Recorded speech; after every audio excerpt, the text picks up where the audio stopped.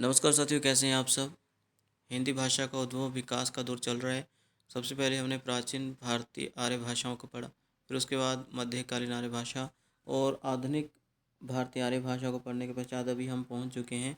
हम हिंदी के 5 भाषा वर्ग पर पूर्वी हिंदी, पश्चिमी हिंदी को पढ़ने के पश्चात अब हम हिंदी की जो राजस्थानी हिंदी भाषा वर्ग है इसको पढ़ेंगे।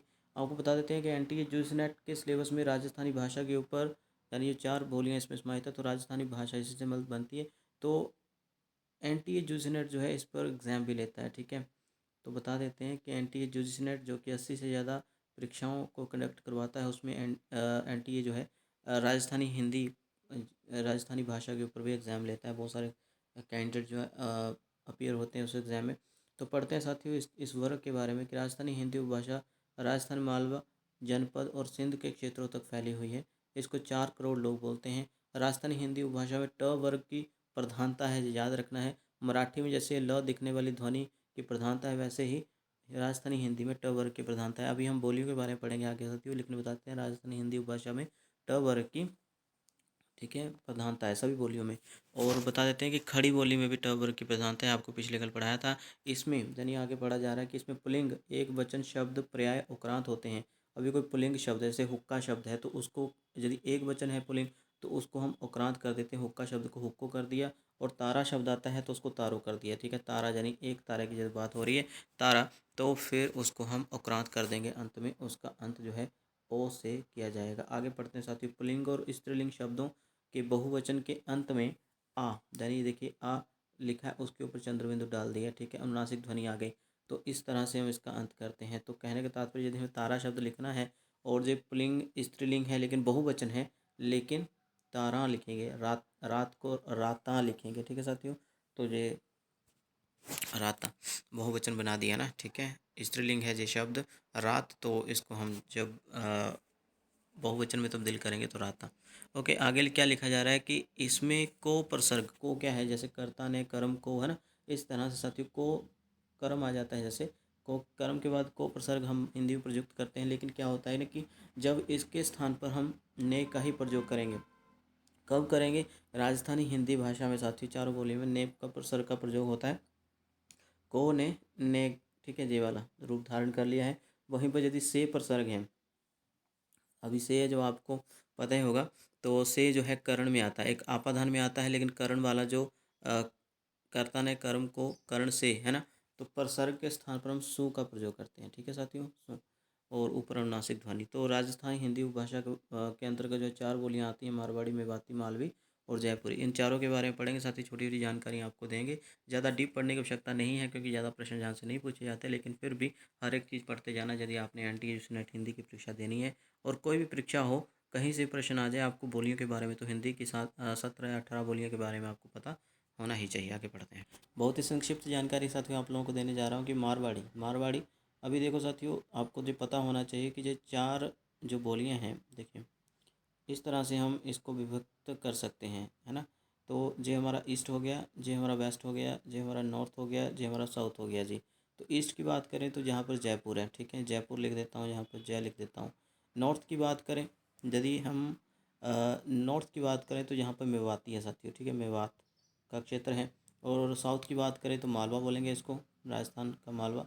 और यदि वेस्ट की बात करें तो इधर मारवाड़ी है, ठीक है साथियों, ये याद रखना है आपने। तो ये पूछा जा सकता है कि वेस्ट में कौन सी है। राजस्थान के पूर्वी यानी पूर्वी हिस्से में जयपुरी है, उत्तरी हिस्से में मेवाती है, ठीक है। और जब दक्षिणी हिस्से की बात करें तो राजस्थान की कौन सी बोली है, मालवा है। और पश्चिमी हिस्से में मारवाड़ी। तो साथियों इस तरह से आप ये क्रम याद रखेंगे। आगे चलते हैं साथियों, क्या बोला जा रहा है जी, देखिए राजस्थानी हिंदी की चारों बोलियों में मारवाड़ी प्रमुख बोली है। मेवाड़ी, सिरोही, बागड़ी, थली, शेखावटी आदि मारवाड़ी की प्रमुख उपबोलियाँ हैं। इनको याद करने की आवश्यकता नहीं है, लेकिन थोड़े से नाम आप जरूर इसको ध्यान में रखें साथियों। आगे पुरानी मारवाड़ी को ही डिंगल कहा जाता है। अभी आपने आदिकाल पढ़ा साथियों, है ना।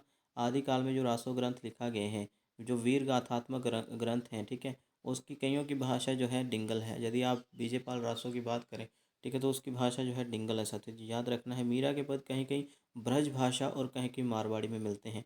तो मीरा के पद जो हैं वो भी मारवाड़ी में मिलते हैं, ब्रज भाषा में तो है ही, लेकिन आप याद रखेंगे कि डिंगल को ही पुरानी मारवाड़ी कहा जाता था, ठीक है। तो वही प्राणी मारवाड़ी को डिंगल कहा जाता है, इस तरह भी से आप याद कर सकते हैं। तो ये आप इम्पोर्टेंट जानकारी जरूर याद रखें। आगे चलते हैं, जयपुरी की बात कर लेते हैं, जो राजस्थान के पूर्व में बोली जाती है। जयपुर का पुराना नाम ढूंढान है, ठीक है, ढूंढान है। इसी कारण इसी कारण से जयपुरी भाषा को, जयपुरी बोली को ढूंढानी भी कहा जाता है। और पुस्तकों में कहीं कहीं आपको ढूंढारी शब्द में मिल जाएगा। तो ये तीनों ही शब्द, ढूंढान, ढूंढानी और ढूंढारी, ये तीनों ही शब्द आप साथियों याद रखेंगे। अगले प्रश्न पे चलते हैं साथियों। अगला क्या है? तोराबटी, काठड़ा, चौरासी, अजमेरी, हाड़ौती, जयपुरी की प्रमुख जो है उपबोलियाँ हैं।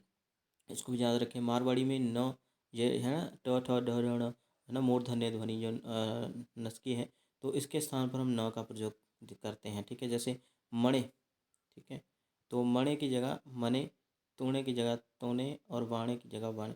तो इस तरह से न आ जाता है साथियों, इसको भी याद रखें। ओके। वैसे तो राजस्थानी में जो ण की बहुत प्रधानता है राजस्थानी बोलियों में, लेकिन जयपुर एक ऐसी बोली है जहाँ पर न की बजाय हम न कर देते हैं। आगे चलते हैं, इसके बारे में और याद करने की आवश्यकता नहीं है, लेकिन इसकी बोली को जरूर याद रखें। इसका उपनाम जो है जयपुरी का क्या है वो याद रखें। मालवी की यदि बात कर लेते हैं, मालवी के, तो देखिए साथियों, लंबे समय तक उज्जैन के आसपास का क्षेत्र, अभी उज्जैन जगह आपको पता है मध्य प्रदेश है। मध्य प्रदेश में महाकाल का जो मंदिर है बहुत प्रसिद्ध है, आपने सुना होगा। तो ये उज्जैन तक राजस्थान जो है फैला हुआ है, ठीक है। और उज्जैन जो है राजस्थान का जो दक्षिणी हिस्सा है, मैंने कहा कि मालवी मालवी जो है, मालवा या मालवी, वहाँ पर बोली जाती है। तो अगर दक्षिणी हिस्से की बात करें, तो राजस्थान का दक्षिणी हिस्सा जो है साथियों, वो मध्य प्रदेश के साथ स्पर्श हो रहा है। अगर आप मैप देखेंगे तो वहीं पर कहा जा रहा है कि उज्जैन के आसपास के क्षेत्र में भी मालवा बोली जाती है, और दक्षिणी हिस्से में तो राजस्थान की बोली ही जाती है जो मालवी भाषा, ठीक है, मालवी बोली, सॉरी। तो इस क्षेत्र को मालव या मालवा के नाम से जाना जाता है, यानी प्रसिद्ध रहा है इस नाम से। इसी कारण जहाँ की बोली को मालवी कहा जाता है। तो ये उपबोलियाँ साथी देखिए इसकी, सोंडवाड़ी, रांगड़ी, पाटवी, रतलामी आदि इनकी उपबोलियाँ हैं। ज़्यादा इनके बारे में याद करने की आवश्यकता नहीं, ये नहीं पूछा जाएगा, लेकिन ये कहाँ बोली जाती हैं, ठीक है, वो जरूर पूछा जाता है। आगे साथी देखिए, इस शब्द के शुरू के अक्षर में स्वर का दीर्घीकरण किया जाता है। दीर्घीकरण किया जाता है, देखिए साथी, दीर्घीकरण क्या है? एक तो द्वितीयकरण भी होता है, लेकिन दीर्घीकरण होता है किसी को बड़ा कर देना, ठीक है। शुरू का अक्षर है, जैसे देखिए लकड़ी शब्द है, तो हम क्या करेंगे, शुरू का अक्षर देखिए लाख, ल को आ की मात्रा कर दी, लाकड़ी कर दीर्घीकरण हो गया। कपड़ा है, ठीक है, तो कपड़ा यानी कापड़ा कर दिया। तो इस तरह से मालवा में जो देखना अनिवार्य हो जाता है।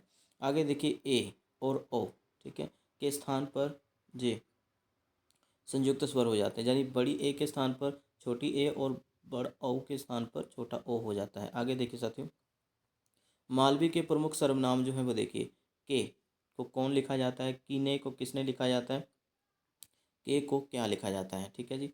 तो ये आप जरूर याद रखें। आगे है, कारकों में कर्म के साथ खे तथा करण के साथ ती का प्रयोग होता है।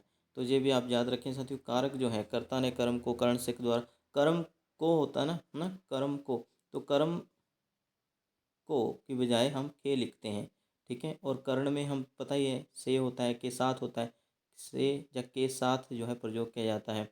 ये दो कारक चिन्ह हम प्रयोग करते हैं, दो विभक्ति चिन्ह कर्ण कारक के साथ, लेकिन जब ती प्रयोग करते हैं। ओके जी।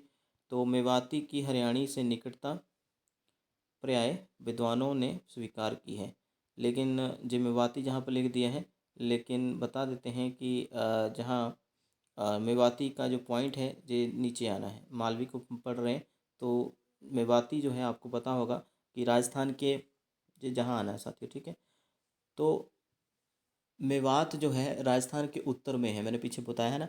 तो राजस्थान का जो उत्तरी हिस्सा है वो कहाँ टच कर रहा है, वो कुछ पंजाब के साथ स्पर्श कर रहा है, कहीं राजस्थान हरियाणा के साथ स्पर्श कर रहा है। तो हरियाणवी जो बोली है उसके साथ भी मेवाती की बहुत ज़्यादा निकटता है, ये कहा जा रहा है। आगे बढ़ते हैं, बोली मेवाती बोली मव जाति के निवास स्थान मेवात क्षेत्र में बोली जाती है, ठीक है। तो वहाँ पर जो बोली है, मव एक जाति है, ठीक है जी। मेवाती की एक मिश्रित उपबोली है अहीर वाटी, ये याद रखना है, अहीर लोगों की एक जाति है साथियों, ठीक है। तो उनके द्वारा बोली जाने वाली भाषा, उन्हें उनके द्वारा बोली जाने वाली बोली है ये, जो गुड़गांव, दिल्ली, करनाल के पश्चिमी क्षेत्र आदि में बोली जाती हैं। राठी, नहरे, कठर, गुजरी आदि मेवाती की बोली हैं साथी। तो हमने ये पढ़ा, ठीक है। याद रखना है आपने। तो मारवाड़ी, जयपुरी, मालवी, ओके जी, और मेवाती के बारे में जो जानकारी निम्नलिखित थी वो हमने पढ़ी हैं, इंपॉर्टेंट है, इसको पढ़ लीजिएगा और लिख भी लीजिएगा, नोट्स बना लीजिएगा। अभी हम बिहारी उपभाषा वर्ग को पढ़ेंगे, फिर उसके बाद पहाड़ी को पढ़ेंगे और फिर रात को इस पर क्वेश्चन होंगे। धन्यवाद। आगे वीडियो जो है बिहारी उपभाषा वर्ग से आएगा।